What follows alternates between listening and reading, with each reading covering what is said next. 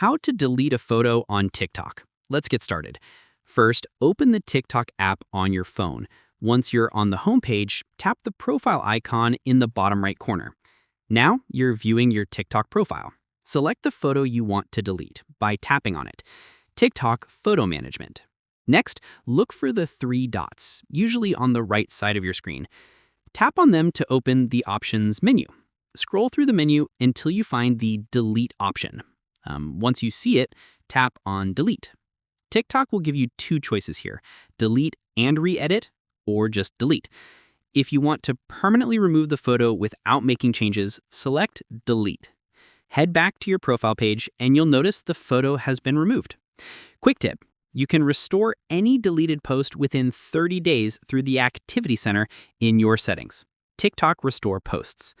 And that's it. You've successfully deleted a photo from your TikTok profile.